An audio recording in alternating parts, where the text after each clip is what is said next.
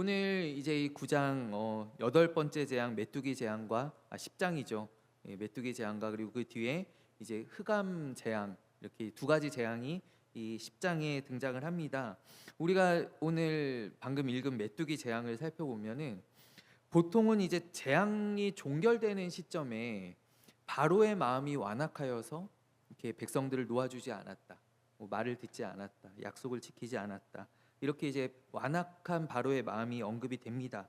근데 오늘 이 메뚜기 재앙은 특징적인 것이 재앙의 서두에, 그러니까 재앙이 시작되기 전에 하나님께서 직접 언급하십니다. 지금까지는 다 성경의 어떤 전지적 시점에서 그러나 바로가 완악하여서 백성을 놓아주지 않았다 이렇게 기록이 되어 있는데, 여기서는 하나님께서 모세와 아론에게 직접 언급을 하신다라는 것이죠. 내가 그의 마음과 그의 신하들의 마음을 완강하게 함은 하고 하나님께서 언급을 하십니다. 그렇다라는 것은 무엇이냐면 하나님께서 이것을 먼저 언급해 주심으로써 우리가 얻게 되는 그 효과라고 해야 되나요? 그것이 무엇이 있냐면은 이제 모세와 아론이 헛된 희망을 품지 않을 것이다라는 것이죠. 그러니까 바로에게 나아가면서 이번에는 바로가 좀 말을 듣겠지. 이번에는 바로가 우리를 보내주겠지. 이런 헛된 희망을 품지 않을 것이다라는 거예요. 또 그렇다라는 것은 무엇이냐면 유혹되지도 않을 것이다라는 것입니다. 우리 메뚜기 재앙과 또 뒤에 이어지는 흑암 재앙에는 바로가 모세와 아론을 유혹합니다. 너희들 다 가지 말고 이렇게만 가는 게 어떻겠냐. 여기 오늘 우리가 읽은 말씀에도 보면 장정들만 가면 어떻겠느냐. 바로가 이렇게 좀 회유책을 내죠. 근데 오늘 하나님께서 내가 바로의 마음을 완강하게 하였다라고 미리 말씀하셨다면, 그 말씀을 내가 마음에 새기고 간다면 바로의 어떤 유혹에도 그의 회유에도 흔들리지 않을 것이다라는 것이죠. 그리고 또한 무엇이냐면 어차피 바로가 이렇게 나올 것이다라는 것을 안다면은 담대해진다라는 것이죠.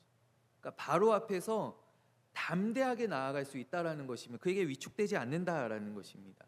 근데 이것이 참으로 중요한 것 같아요. 그러니까 우리가 종종 세상에 대하여서 헛된 기대를 품을 때가 많이 있잖아요. 그렇지 않습니까? 이렇게 하면은 좀 세상이 나를 이렇게 잘 이렇게 해주겠지, 뭐 품어주겠지, 뭐 용납하겠지, 뭐 복을 주겠지. 우리가 세상에 대하여서 헛된 기대를 품을 때가 많이 있습니다. 그런데 오늘 말씀과 같이 하나님께서 세상은 원래 그런 거야 라고 딱 말씀해 주신다면, 그것을 우리가 딱 마음에 새기고 있다라고 한다면, 우리 오늘 바로 앞에 나아가는 모세와 아론과 같이 우리도 담대하게, 또 우리도 유혹에 흔들리지 않고, 또 우리가 헛된 희망을 품지 않고 나아갈 수 있을 것이다 라는 것이죠. 제가 좋아하는 목사님 가운데 마틴 로이드 존스 목사님, 20세기의 가장 훌륭한 설교가 가운데 한 분이시죠. 이 마틴 로이드 존스의 요한 1서 설교집에, 강해집에 보면은 그 서문에 이런 말이 있어요. 이 요한 1서의 대전제가 무엇이냐면 요한 1서 5장 19절 말씀이다라는 거예요. 근데 이 5장 19절 말씀이 어떤 말씀이냐면, 또 아는 것은 우리는 하나님께 속하고 온 세상은 악한 자 안에 처한 것이며.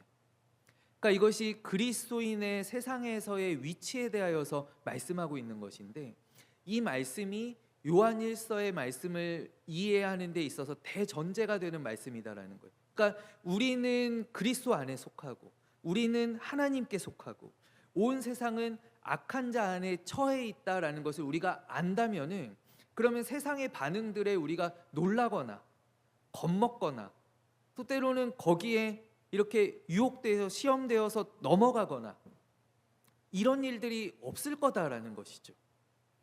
그러니까 저기는 원래 악한 자들에게 속하여 있는, 악한 자들에게 처하여 있는, 그렇기 때문에 이렇게 나오는 것이 당연하다.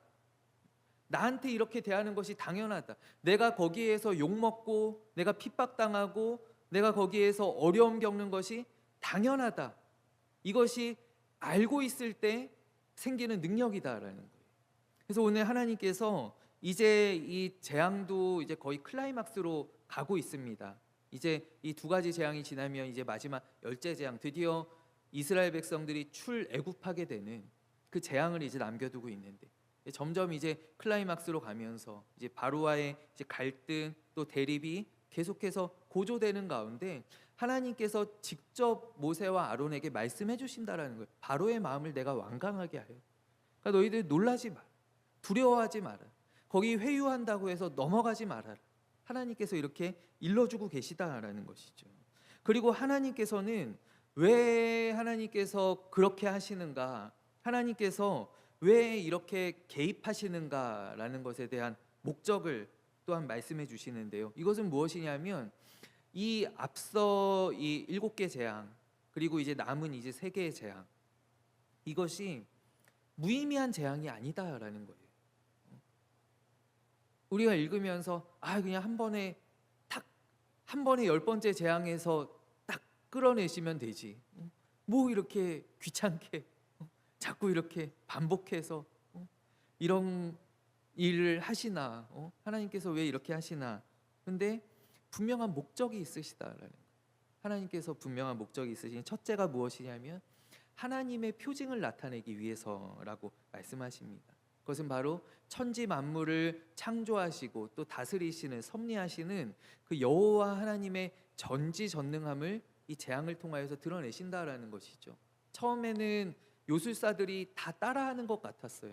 누구나 할 수 있는 것 같았어요. 별거 아닌 것 같았어요. 그러나 점점 이것은 하나님의 손가락이고 하나님만이 하실 수 있는, 또 하나님께서 애굽의 모든 신들보다 위에서 그 모든 것들을 주관하고 계심을 하나님께서 드러내신다라는 거예요. 하나님의 전지전능하심을 나타내는 것이고요. 두 번째가 있는데, 두 번째가 아마 여기에서 처음 언급되는 목적인 것 같아요. 무엇이냐면 하나님의 구속사를 후대에 전하기 위해서, 그러니까 후손들에게 알려주기 위해서, 대대로 전하여 주기 위해서 하나님께서 이 일을 행하신다라는 거예요. 그렇다라는 것은 우리가 다시 생각해 보면 오늘 하나님께서 베푸시는 이 재앙들, 이스라엘의 이 모든 출애굽의 과정들은 이 시대를 살아가고 있는 이스라엘 백성들만을 위한 것이 아니다라는 것이죠. 당대 이스라엘 백성들만을 위한 것이 아니다라는 것입니다. 그렇다라는 것은 무엇입니까? 오늘 우리를 위함도 들어있다라는 거예요. 이것이 당시에 정말 약 몇 년 전인가요? 한 6,000년 전인가요? 그때를 살아가는 이스라엘에게만 유효한 어떤 하나님의 기적, 하나님의 역사가 아니라 하나님께서 오늘 밝히시는 것, 이것을 대대로 후손들에게 전하기 위함이다라는 것은 오늘 하나님께서 행하시는 이 기적과 이 재앙들은 오늘을 살아가는 우리들에게도 유효한 것이다라는 거예요. 유효한 것이다. 대대로 이 출애굽 사건을, 그러니까 하나님께서 의도하시는 건 무엇이냐면 이제 자손 대대로 이 출애굽 사건을 회고하고 또 그들이 기념하는 가운데 그들의 역사에 개입하시고 기적을 베푸셨던 그 하나님을 그들이 찬양하고 또 기억하고 그 가운데에서 우리 민족의 정체성을 발견하는 것이죠. 우리는 하나님께서 애굽에서 건져내신 민족, 하나님께서 저 바다를 건너가게 하신 민족, 하나님께서 우리 조상들로 하여금 저 바다를 건너가게 하셨어. 이 민족의 정체성을 찾는다라는 것이죠. 그리하여서 이 이스라엘 민족들, 또 이제 뒤에는 유대 민족이죠. 유대 민족들이 어떠한 역경 속에서도 좌절하지 않고 그들이 제기할 수 있었던 것이 무엇이냐면 이 출애굽시키신 하나님을 바라보았기 때문입니다.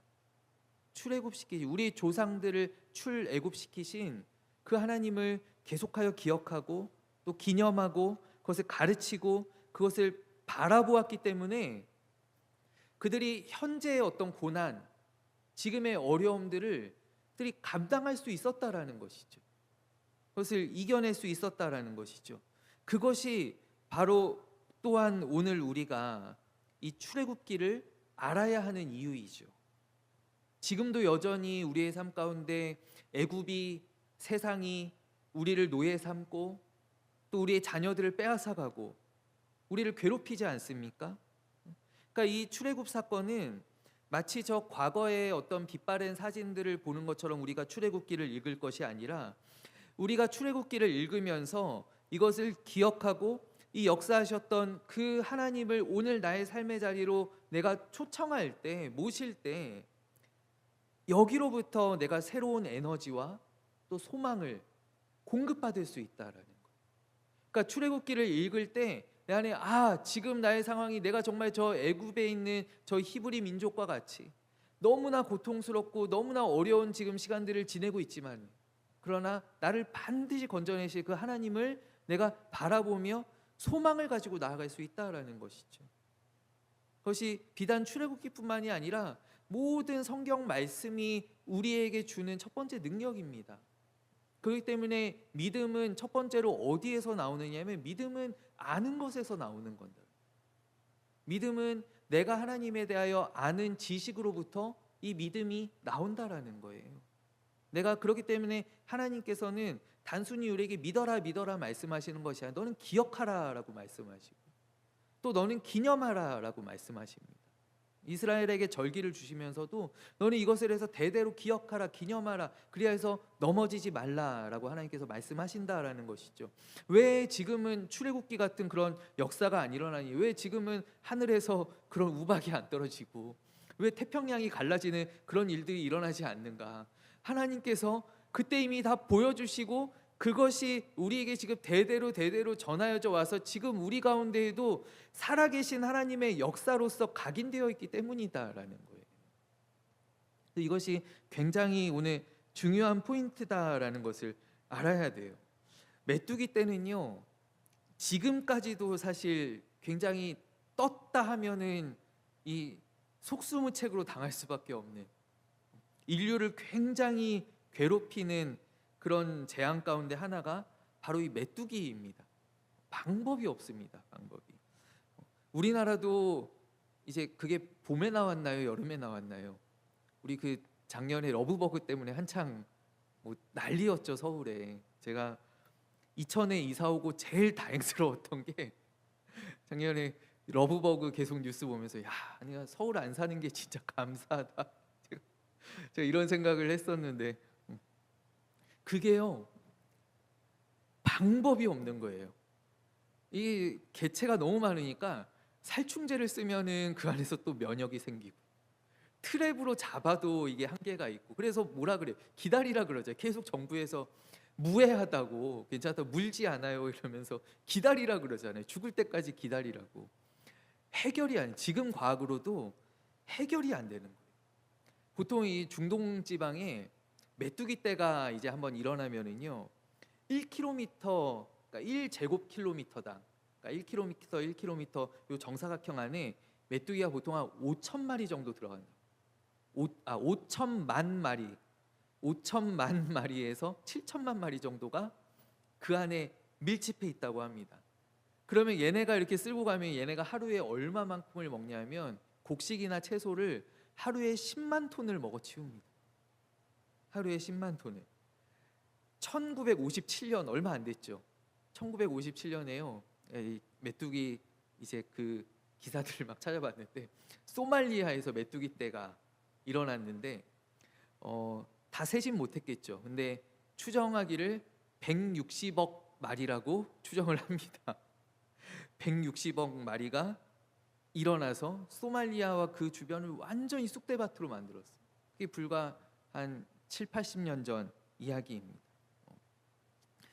한 100여 년 전에요. 미국도 엄청 고생했더라고요.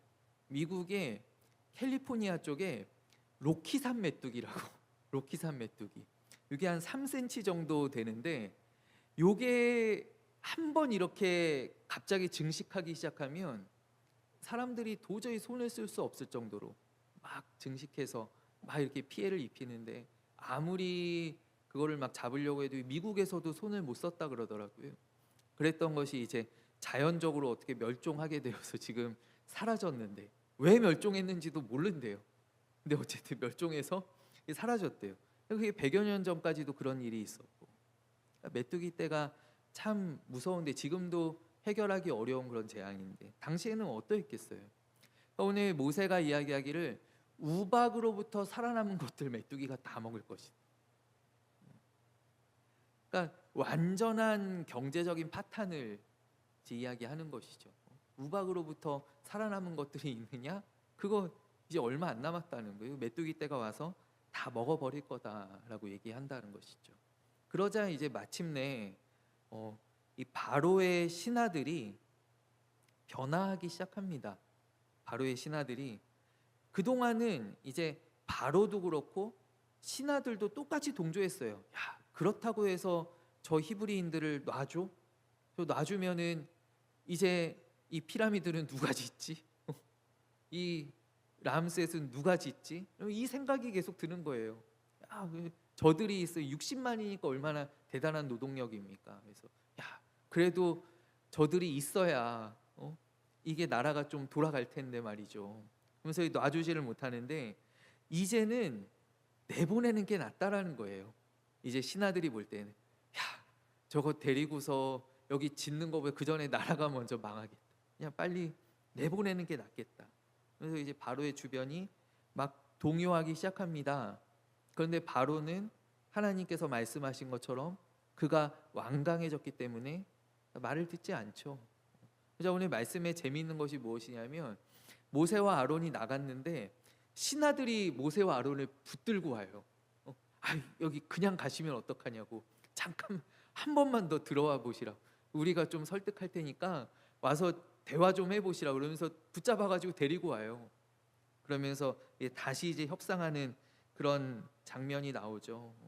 근데 오늘 보면은 이 9절 말씀에 8절과 9절 말씀 제가 한번 읽어보면 이제 다시 들어왔을 때입니다. 모세와 아론을 바로에게로 다시 데려오니 바로가 그들에게 이르되 가서 너희의 하나님 여호와를 섬기러 갈 자는 누구 누구냐? 누구누가 가서 이제 갔다가 이제 올 거냐? 했더니 모세가 이렇게 이야기하죠. 우리가 여호와 앞에 절기를 지킬 것인데 우리가 남녀노소와 양과 소를 데리고 가겠나이다 라고 이야기합니다. 그것은 무엇이냐면 오늘 모세가 이스라엘의 완전한 출애굽을 허락하는 것만이 지금 바로에게 있는 유일한 선택지다라는 것을 굉장히 지금 완곡하게 말하고 있는 거예요. 그러니까 바로는 이때도 기대하는 바가 무엇이냐면 이제 처음에 이제 모세가 그렇게 이야기했으니까요. 히브리 노예들이 광야로 나아가서 여호와 하나님께 예배하고 다시 돌아올 것이다라는 기대를 하고 있는 거예요. 그런데 모세는 여기에서 암시하는 게 무엇입니까? 우리 나가면 안 돌아올 건데라고 얘기하고 있는 것이죠. 우리 나가면 안 돌아올 건데라고 오늘 완곡하게 얘기하고 있는 거예요. 그러니까 바로가 그거 너네 정말 나빴다 이러면서 이제 쫓아내는 거예요. 오늘 이 10절과 11절 말씀 보면은 야 니네 진짜 나빴다. 니네가 사람이냐? 이러면서 쫓아내는 장면이 바로 오늘입니다. 그러니까 바로 모세가 이제 이때부터 완전한 출애굽을 완전히 애굽에서 벗어나는 것을 그가 염두에 두기 시작했다라는 것이죠. 뒤에 이제 흑암 재앙이 나요. 메뚜기 재앙은 이제 그렇게 해서 메뚜기가 이제 오니까요. 바로가 화들짝 놀랍니다. 그래서 급하게 모세와 아론을 불러서요. 제발 이 죽음만큼은, 제발 이것만큼은 좀 빨리 좀 물러가게 해달라. 그래서 이 메뚜기 떼가 다 홍해바다 들어가서 몰살했는데, 근데 바로는 여전히 완악해서 놔주지를 않죠. 그리고 이제 마지막이 아니라 9번째 이제 흑암 재앙이 있습니다. 흑암 재앙은요, 우리가 생각할 때 이 앞에 있었던 8가지 재앙에 비하면은 좀 별거 아닌데 약간 이런 생각을 하실지도 모르겠어요. 왜냐하면 이제 오늘날 우리들에게는 밤이 이제 더 이상 어떤 두려움의 대상이 아니잖아요. 우리가 전기가 발견된 이후에 밤이 더 이상 우리에게 그렇게 두려움을 주거나 그렇지 않습니다. 그래서 이게 앞선 재앙들보다 이제 마지막 센 거 이제 마지막 나가기 전에 조금 풀어주시는구나, 약간 이런 생각들을 할 수 있거든요. 그런데 이 사실 고대 사람들을 우리가 생각을 해보면 어둠의 위력이 참 대단합니다. 그래서 이 어둠이 자아내는 그 공포감들이 뭐 모든 문학이나 뭐 모든 신학이나 전부 다 이 어둠이 지배하는 밤이라는 것은 어떤 죽음의 시간이고 또 온갖 귀신들이 날뛰는 시간, 어떤 도둑들이 장악한 시간, 그런 시간대가 바로 이 어둠의 시간, 밤의 시간이다라는 거예요. 그래서 고대 사람들은 아예 밤에 외출도 하지 않죠. 저는 제가 어렸을 때, 제가 초등학교 4학년 때인데 저희 지역에 물난리가 났어요. 물난리가 났는데 전기가 끊긴 거예요. 예, 물난리가, 저희 집은 이제 고층에 있어서 물이 들어오지는 않았는데 전기가 끊겼는데 한 2달째 그걸 공사를 못 해주는 거 있죠. 그래서 한 2달 정도 전기가 끊긴 곳에서 살았는데요. 7시만 되면 무조건 자야 돼요. 방법이 없더라고요. 그게 전기가 안 들어오니까 뭐 촛불을 켜놓고 뭘 할 수가 없어요. 그래서 7시만 되면 무조건 자야 돼요. 그리고 전기가 안 들어오고 수도가 끊겨가지고 그때 저희 집이 8층이었는데 이제 소방차가 이제 와서 이제 물을 나눠주면은 그 막 이렇게 약수통에 받아가지고 막 8층까지 낑낑대면서 올라갔던, 그런 15층에 있는 사람들 보면서 위로받으면서 막 낑낑대면서 올라갔던 그런 기억이 있어요. 한 2달 정도 전기가 아예 안 들어왔었는데 그렇게 힘들더라고요. 제가 아내랑 아프리카 있을 때에도 뭐 전기가 뭐 수시로 나갑니다. 이게 뭐 하루에, 이제 여름에 막 전기 많이 쓸 때는 하루에 한 3시간 정도만 들어옵니다. 전기가. 그러면 냉장고도 못 써요, 사실. 냉장고에 있는 뭐 음식들이 다 흐물흐물해져서 냉장고도 못 쓰고 그러는데, 그러면 뭐 밤에 전기 나가면 뭐 어떡하겠어? 자야지 뭐 어떡하겠어요? 아무것도 못 하는 거예요. 그러니까 이 어둠이, 이 당시에 뭐 그나마 우리는 이거 전기 언제 들어오지 않을까 이런 희망이라도 있지만 당시의 사람들에게는 이 어둠이 굉장히 속수무책이죠. 또 그것이 주는 공포감도 대단하고요. 그리고 또 이 마지막, 이제 마지막 직전에 이 재앙인 이 흑암 재앙이 또 의미하는 바가 무엇이냐면, 이집트는 누구를 숭배하는 나라냐면은 태양신을 숭배하는 나라입니다. 이집트의 최고의 신이 누구냐면은 태양신 라라고 하는 태양신입니다. 이게 모든 신들의 아버지입니다. 뭐 우리가 알고 있는 뭐 오시리스나 뭐 호루스나 뭐 이런 신들이 다 이 라의 자손들입니다. 이 태양신 라가 이제 최고점에 있는데, 정점에 있는 신인데, 이 신들의 우두머리인데, 뭐 그리스 로마 신화로 생각해 보면 제우스 같은 신이죠. 그런데 이 신을 완전히 무력화하신 거죠, 하나님께서. 그러니까 이집트가 숭배하는 최고의 신이 손가락 하나 까딱 못하고 힘 한 번 쓰지 못하고 완전히 온 나라가 어둠에 잠식되었다라는, 거기에 대비적인 게 대비되는 것이 무엇이냐면 이스라엘 민족이 있는 지역에는 또 쨍쨍했다라는 것이죠. 이스라엘 민족이 있는 곳은, 거기는 어둠이 없었다라는 거예요. 마치 이 말씀이 저는 읽으면서 참 위로가 많이 되었는데, 우리 하나님의 자녀들을 성경에서 무엇이라고 말씀하냐면 요한 1서에 보면 빛의 자녀라고 이야기합니다. 빛의 자녀. 우리 요한복음에도 보면 빛이 어둠에 비치되 어둠이 깨닫지 못하다. 그리고 어둠을 물러가게 하는 것은 바로 빛이죠. 빛이 비출 때 어둠이 물러가는 것이죠. 오늘 하나님의 백성들, 이 세상은 여전히 어둠 가운데 있고 그들이 알지 못한 무지함 가운데 있지만, 그러나 우리 하나님의 자녀들, 저는요, 또 여러분들은요, 우리는 빛 가운데 거하는 자들이다라는 거. 우리 이 이스라엘 백성들과 같이 이 세상의 어둠에 있는 자들이 아니라 빛 가운데 거하는 그 은혜를 입은 자들이다라는 것이죠. 우리 흑암 재앙, 그리고 이제 마지막으로 이제 바로가 모세에게 이제 경고하고, 그리고 이제 둘이 이제 헤어지는 것이 이제 오늘 이 10장의 마지막 장면입니다. 오늘 특별히 제가 오늘 말씀을 이제 준비를 하면서 이 두 가지 재앙 가운데에서 좀 함께 나누고 싶은 이야기가 무엇이냐면, 오늘 두 가지 재앙 모두 다 바로가 조건부에 허락을 합니다. 모세와 아론에게 어떤 조건을 걸죠. 이렇게 가라, 이렇게 갔다 와라라고 합니다. 첫 번째 메뚜기 재앙 때 무엇입니까? 아까 제가 말씀드렸다시피 장정들만 가라라는 거예요. 애들은 놔두고 장정들만 가라.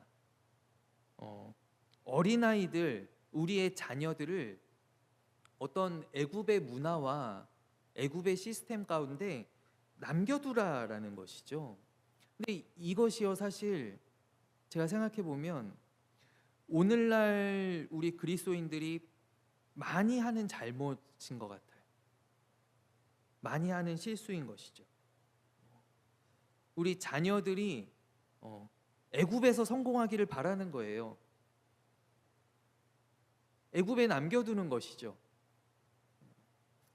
그러면서 생각하기를, 내가 잘 믿는데, 내가 이렇게 교회 열심히 다니는데, 내가 교회 장로, 내가 교회 목사인데, 그러면 우리 아이들이 저절로 잘 믿을 거라고 생각해요. 아, 얘네들이 태어나면서부터 나를 보고 자라왔는데 그러면 당연히 믿음이 있겠지. 우리가 모태신앙 자녀들을 보면은 당연히 믿음이 있을 거라고 생각을 해요. 이게 착각이다라는 것이죠. 제가 여기에 서 있을 때나 목사지, 제가 집에 가면 제가 목사겠습니까? 저 맨날 누워있는, 잘 안 씻고 누워있는, TV 보는 그런 아빠죠. 보고 뭐 어떻게 믿음이 그냥 생기겠어요? 안 생긴다라는 거예요.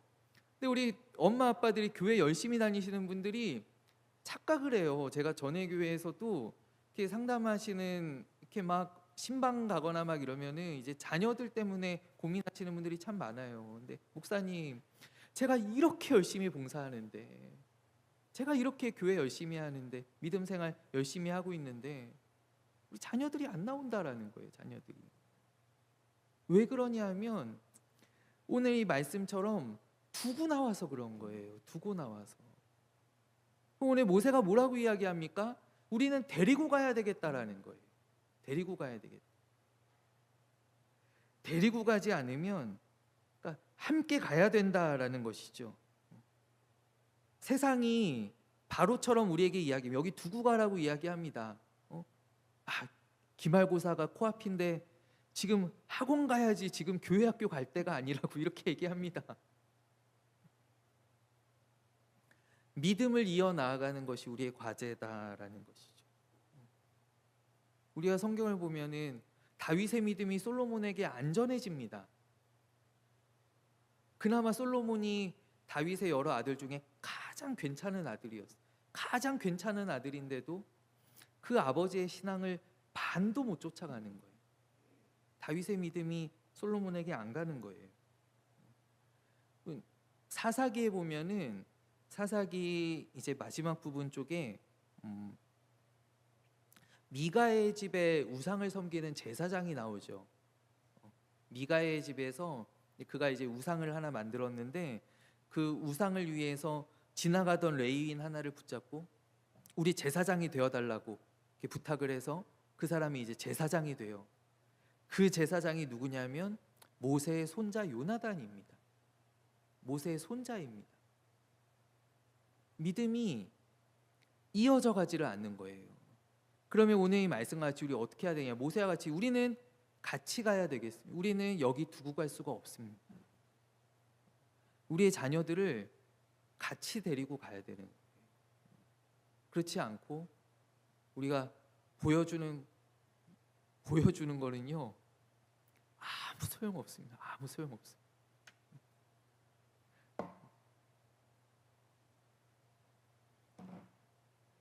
저도요, 집에서 제가 작년에 성경을 오독을 했거든요. 집에 가면은 이제 운동하고 이제 저녁 시간 대부분 성경 읽어요. 성경 읽는데요. 저희 아이들 눈에는 제가 성경 읽는 아빠로 안 보이나 봐요. 제가 TV 보는 아빠, 누워 있는 아빠로 여기더라고요. 절대로요. 그게 안 따라와요. 안 따라와져요. 그래서 우리는 같이 데리고 가야 돼요. 같이. 두고 가면 안 돼요. 이게 첫 번째 바로의 유혹이고요. 두 번째가 무엇이냐면 오늘 이 흑암 이쪽은 이제 저희가 같이 안 읽었으니까요. 몇 절에 나오느냐 하면 24절 말씀, 10장 24절 말씀 보면은요. 바로가 모세를 불러서 이르되 너희는 가서 여호와를 섬기되 너희의 양과 소는 머물러 두고 너희 어린 것들은 너희와 함께 갈지니라 라고 이야기합니다. 그러니까 이제 바로도 이제 한 발 양보한 거죠. 그러면은 자녀들 다 데리고 가라. 그런데 가축은 두고 가라는 거예요. 소와 양은 두고 가라. 이것이 무엇이냐면 물질은 두고 가라라는 것이죠. 물질은 두고 가라. 근데 사실 한번 생각해 보세요. 여러분, 그 바로에게 사실 이 가축이 필요합니까? 바로에게는 사실 아무 필요 없어요. 뭐 100만큼 가지고 있는데 여기 뭐 1 더한다고 해서 뭔 표가 나겠습니까? 바로한테는 별로 필요가 없는 거예요. 이 가축은 누구한테 필요하냐면 이스라엘에게 필요한 거예요. 이스라엘에게. 왜냐하면 이 가축이 있어야 나가서 제사를 지낼 수 있거든요. 예배를 드릴 수 있거든요.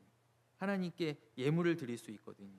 근데 이제 세상이 이제 이야기하죠. 그래, 정말로 그러면 가서 교회 다닐 거면, 하나님 믿을 거면 몸만 가라라는 거예요. 몸만. 마음만 가라. 마음만 가라. 몸만 가라.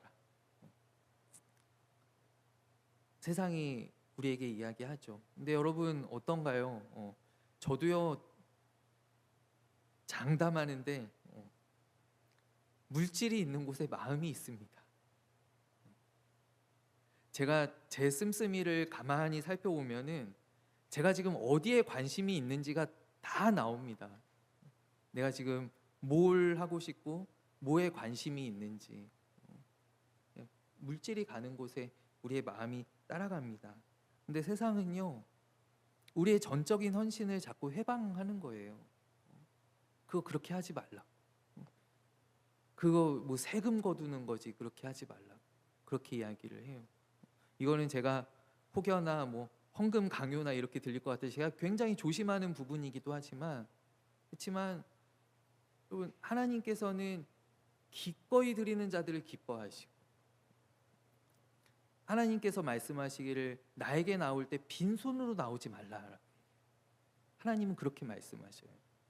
우리의 형편대로 하되 뭐 무조건 다 소 가지고 나오라고 안 하셔요.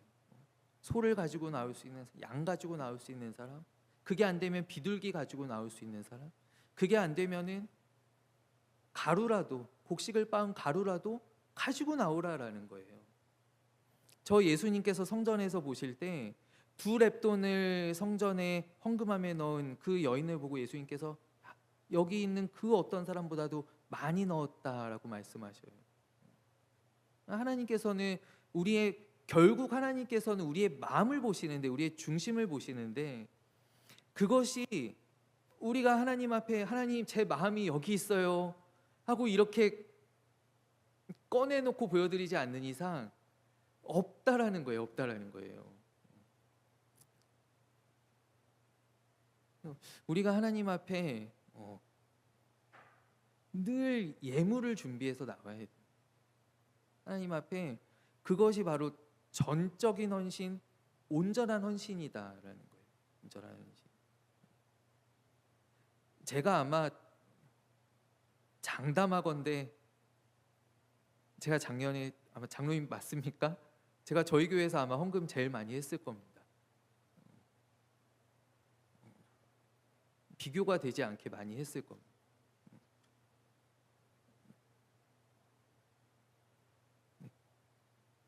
이 얘기를 제가 왜 했는지 모르겠는데 예.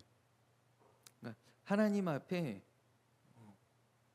우리의 마음을 드린다라는 것은 우리의 모든 물질들도 가지고 가야 된다라는 것을 오늘 말씀하고 있다라는 것이죠. 근데 세상은 우리에게 계속 이렇게 얘기합니다. 여기 두고 가라고, 아껴 놓으라고. 그러면 어떻게 해요? 이 가축이 여기 있으면은 이스라엘 백성들이 갔다가 다시 와요. 왜냐하면 내 재산이 여기 있잖아요. 재산 두고 갈 사람이 어디 있어요?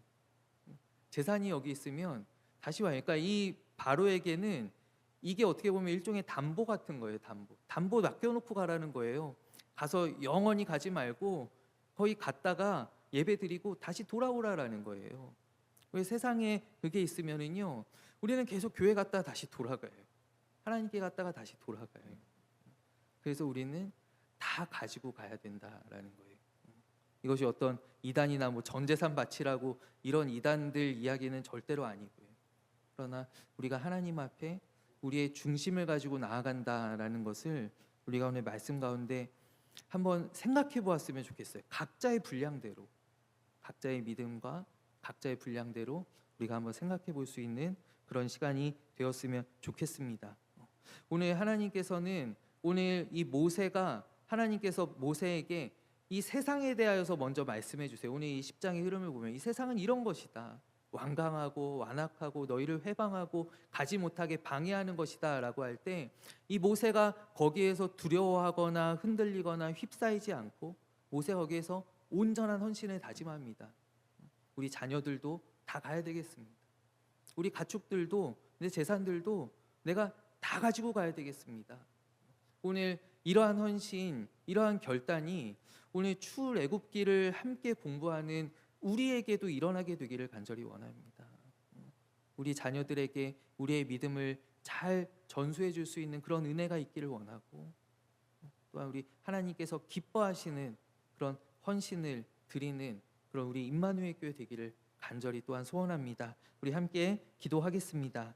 하나님 아버지, 오늘 출애굽기 우리가 10장 말씀 우리가 함께 나누면서 또 주신 은혜, 또 우리 깨달음, 아버지 우리의 결단 하나님 다 받아주시고 우리의 삶을 주님께서 주관하여 주실 때 우리를 더 깊고 넓은 저 높은 믿음의 자리로 나아갈 수 있도록 주여 우리를 인도하시고 우리를 축복하여 주시옵소서.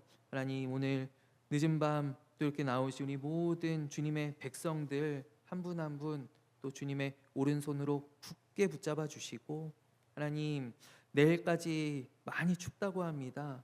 또 이 추위에 어려움 없도록 주님께서 함께하여 주시고 또 우리 주일까지 또 다시 만나기까지 우리 모든 삶의 자리에서 하나님 도와주시고 또 우리를 지켜주시고 우리를 인도하시고 우리를 통하여 영광받아 주시옵소서. 주 안에서 승리하는 아버지 우리 복된 믿음의 자녀들, 빛의 자녀들이 다 되게 하여 주옵소서.